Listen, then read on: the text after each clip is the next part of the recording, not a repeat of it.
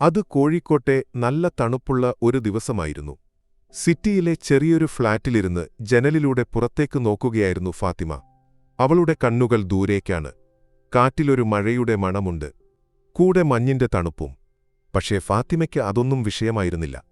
ആ കാറ്റിൽ അവൾ പ്രതീക്ഷയുടെ ഒരു പുതിയ ജീവിതം മണത്തറിഞ്ഞു. വർഷങ്ങളായി അവൾ കാത്തിരുന്ന ഒരു ജീവിതം. ഗർഭമുള്ള വയറ്റിൽ കൈവച്ച് അവൾ പതിയെ കണ്ണടച്ചു.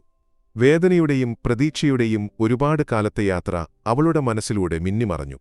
അമ്മയാകാൻ വല്ലാതെ കൊതിച്ചവളായിരുന്നു അവൾ. പക്ഷേ 10 വർഷമായി ഭർത്താവ് ഇമ്രാനോടൊപ്പം അവൾക്ക് ആ സ്വപ്നം പൂർത്തിയാക്കാൻ കഴിഞ്ഞില്ല. ഡോക്ടർമാരെയും ആശുപത്രികളെയും ഒരുപാട് കണ്ടു.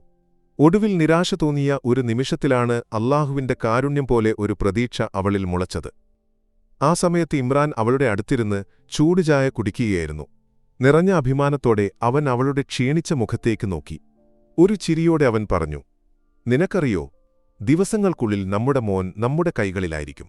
അവന്റെ ചിരി നമ്മൾ ആദ്യമായി കേൾക്കും." ഫാത്തിമ പുഞ്ചിരിച്ചപ്പോൾ അവളുടെ കണ്ണുകൾ നിറഞ്ഞു. "എനിക്ക് വിശ്വസിക്കാൻ കഴിയുന്നില്ല. ഈ സ്വപ്നം ഇത്ര പെട്ടെന്ന് നടക്കുമെന്ന് ഞാൻ കരുതിയില്ല. എന്റെ മോന്റെ സ്നേഹമറിയാതെ ഞാൻ മരിക്കുമെന്ന് ഞാൻ പേടിച്ചിരുന്നു.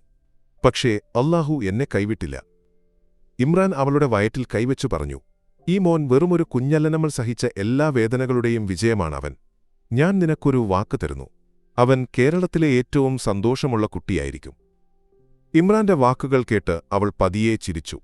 പക്ഷേ സന്തോഷത്തിനൊപ്പം അവൾക്ക് ഒരു ചെറിയ പേടിയുമുണ്ടായിരുന്നു. അതെന്തിനാണെന്ന് അവൾക്കറിയില്ലായിരുന്നു. ഒരുപക്ഷേ ഒരാപത്ത് വരുന്നതിനു മുൻപ് ഒരുമ്മയ്ക്ക് തോന്നുന്ന കാര്യങ്ങളായിരിക്കാമത്. അന്ന് രാത്രി അവൾ തന്റെ മുറിയിൽ കുഞ്ഞിനുവേണ്ടി വാങ്ങിയ ഉടുപ്പുകൾ അടുക്കിവെച്ചു. ഒരു ചെറിയ നീല ഉടുപ്പ് അവൾ കയ്യിലെടുത്തു. "എന്റെ കുഞ്ഞേ, വർഷങ്ങളോളം ഞാൻ നിനക്കായി കാത്തിരുന്നു. നിനക്കുവേണ്ടി ഞാൻ ലോകത്തോട് പൊരുതി.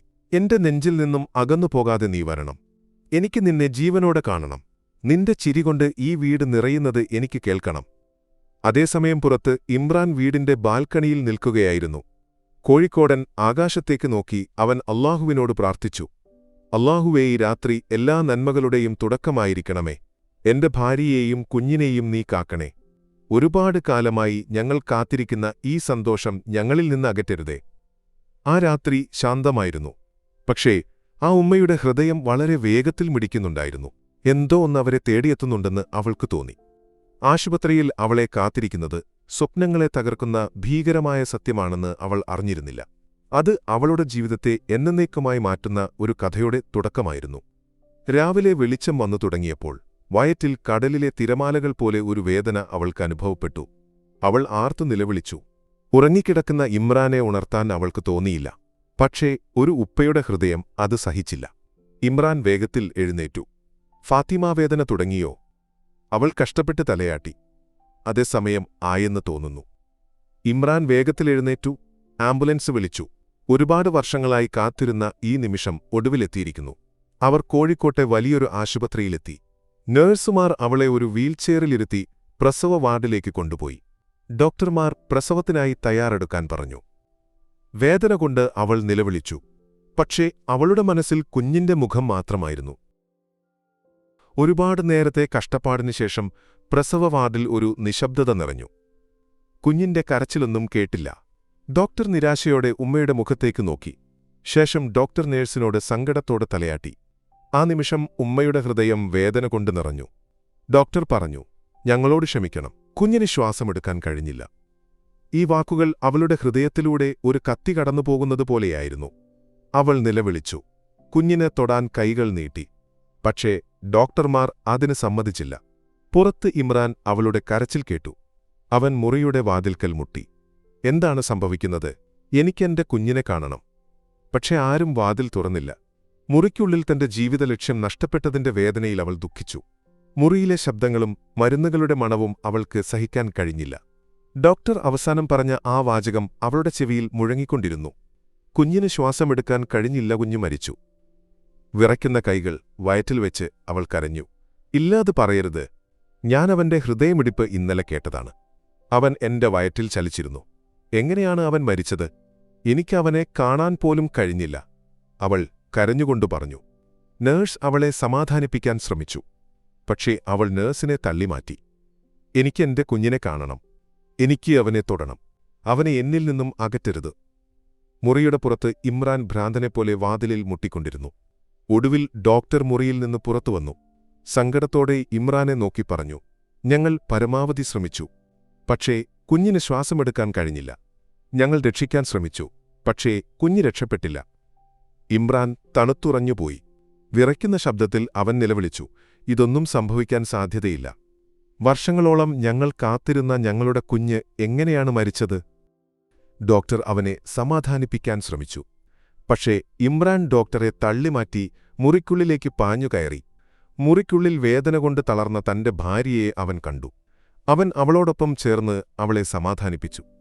അവൾ നിരാശയിൽ തലയാട്ടി, എനിക്ക് ഒന്നും വേണ്ട. എനിക്ക് എന്റെ കുഞ്ഞിനെ മാത്രം മതി. മരിച്ചുപോയാൽ പോലും എനിക്കവനെ കെട്ടിപ്പിടിക്കണം. ഡോക്ടർ പറഞ്ഞു, അവനെ അവസാനമായി കാണാൻ വേണ്ടി ഞങ്ങൾ കൊണ്ടുവരാം. ഇമ്രാൻ ഉറച്ച ശബ്ദത്തിൽ പറഞ്ഞു, അവനെ വേഗം കൊണ്ടുവരൂ, അവൻ ഞങ്ങളെ വിട്ടുപോയിട്ടില്ല. കുറച്ച് മിനിറ്റുകൾക്ക് ശേഷം ഒരു നഴ്സ് കുഞ്ഞിനെ വെളുത്ത പുതപ്പിൽ പൊതിഞ്ഞു കൊണ്ടുവന്നു. കുഞ്ഞിന്റെ ശരീരം അനക്കമില്ലാതെ നിർജീവമായി കിടന്നു. നേഴ്സ് കുഞ്ഞിന് ഉമ്മയുടെ കൈകളിൽ വെച്ചുകൊടുത്തു.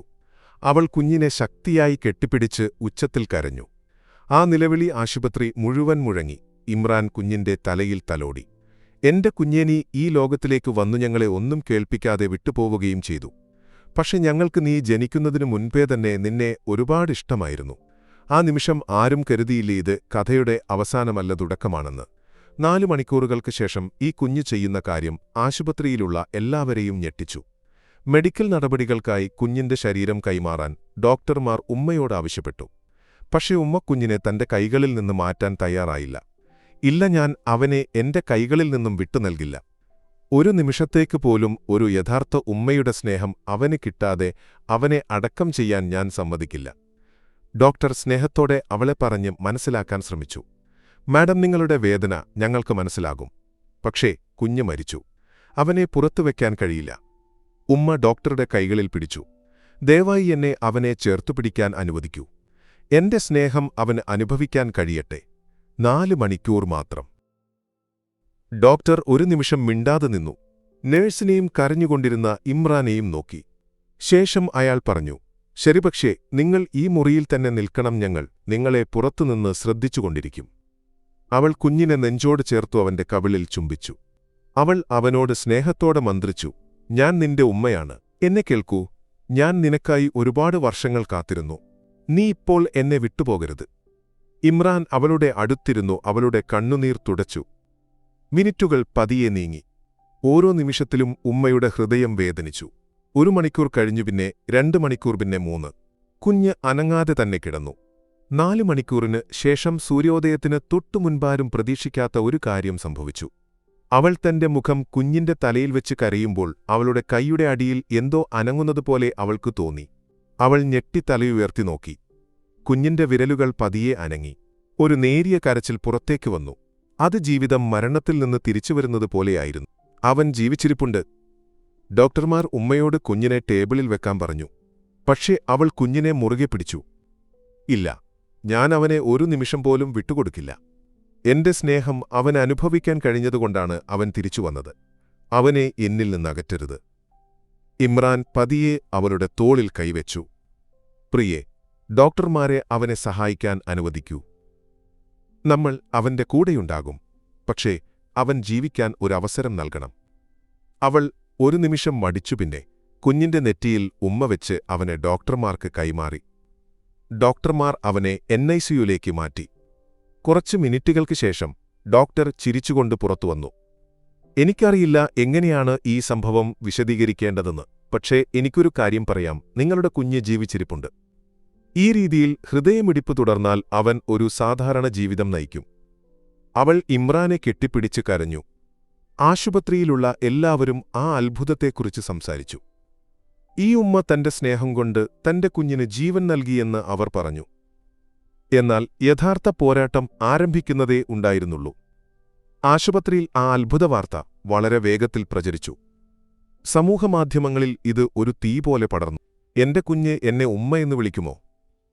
ഒരു റിപ്പോർട്ടർ ചോദിച്ചു, നിങ്ങൾ എങ്ങനെയാണ് ഇത് ചെയ്തത്? എങ്ങനെയാണ് ഒരു മരിച്ച കുഞ്ഞിനെ ഇത്രയും നേരം ചേർത്തുപിടിക്കാൻ നിങ്ങൾക്ക് കഴിഞ്ഞത്? അവൾ തലയുയർത്തി വിതുമ്പലോടെ പറഞ്ഞു, ഞാനൊന്നും ചെയ്തില്ല. ഞാൻ അവനെ സ്നേഹിക്കുന്നത് നിർത്തിയില്ല.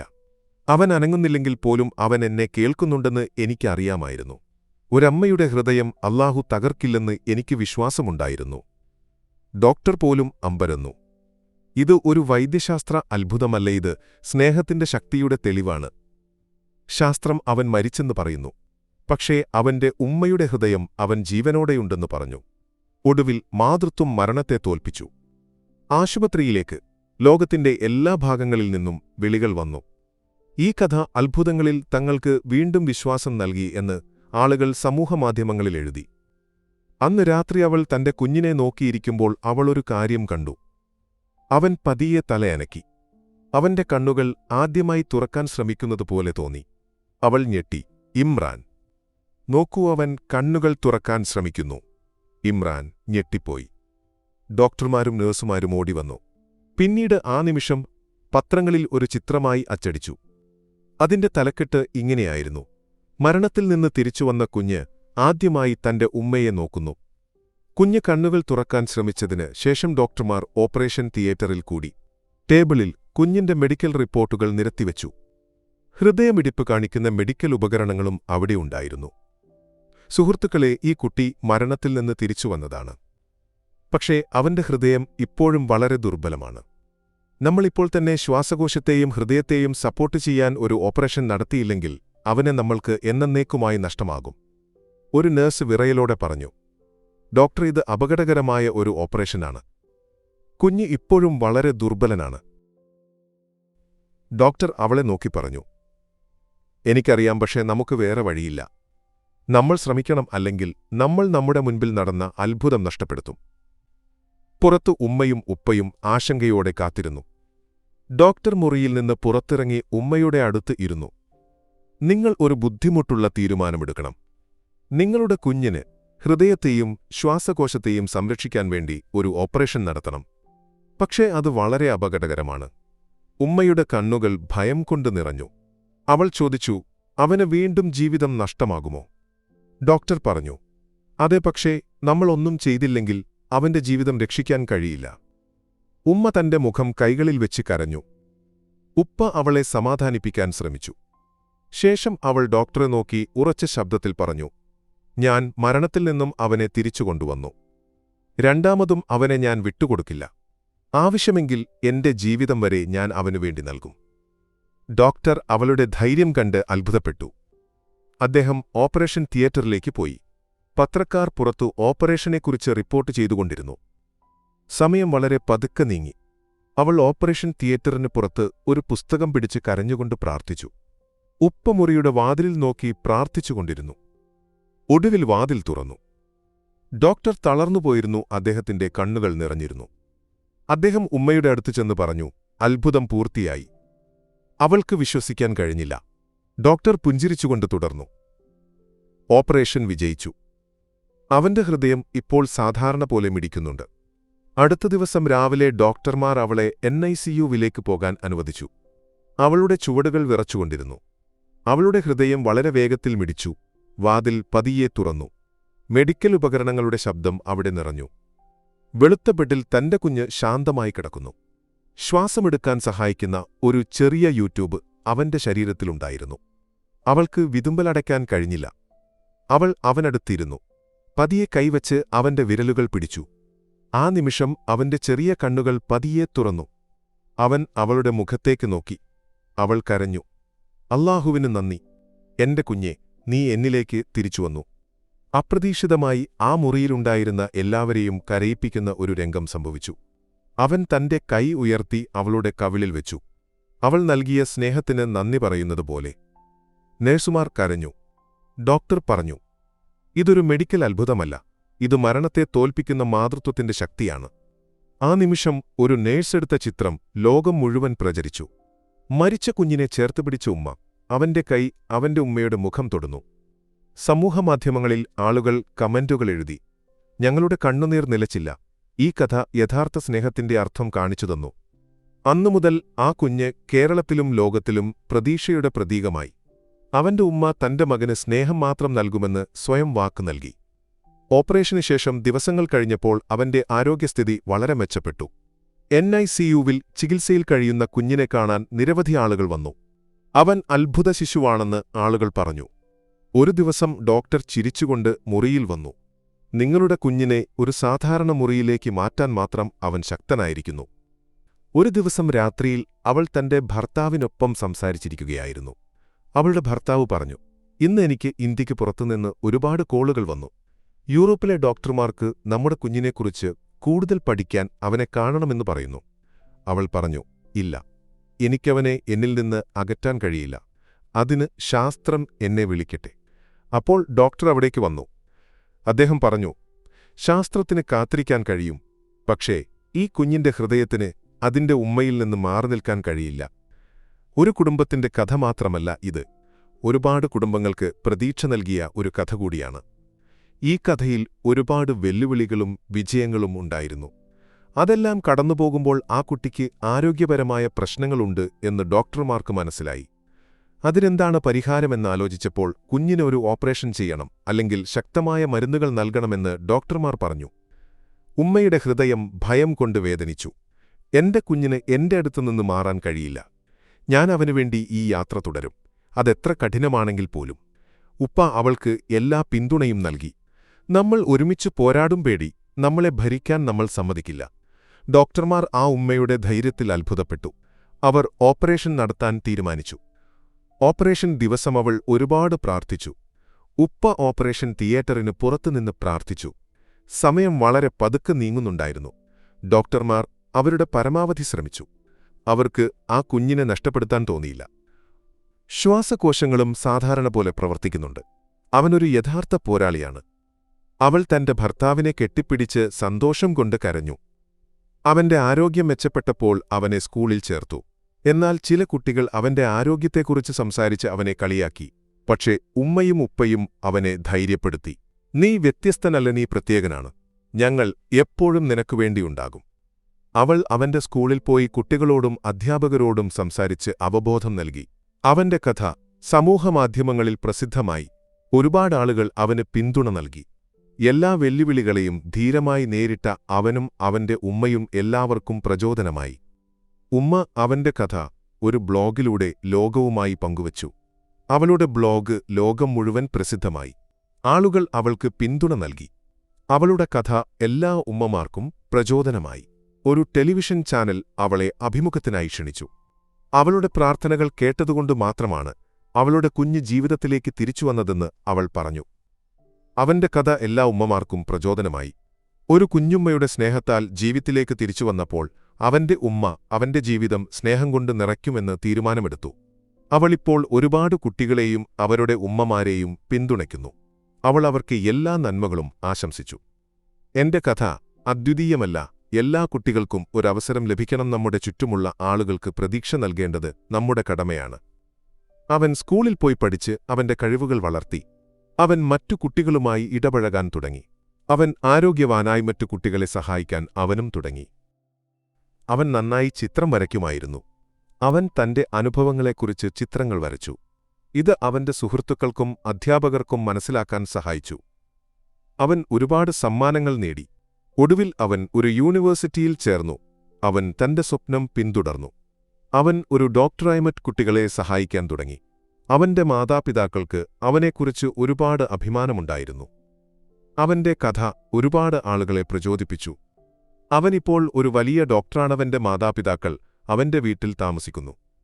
ഒരു ദിവസം അവന്റെ ഉമ്മ അവനെ നോക്കി പറഞ്ഞു, എന്റെ കുഞ്ഞേ, നീ എന്റെ ജീവിതത്തിലെ സന്തോഷമാണ്. നിനക്കറിയാമോ, നീ എന്റെ ഹൃദയമിടിപ്പാണ്. അവനൊരു ഡോക്ടറാണ്. ഒരു കുഞ്ഞിന്റെ ജീവിതം എങ്ങനെയാണ് രക്ഷിക്കേണ്ടതെന്ന് അവനറിയാം.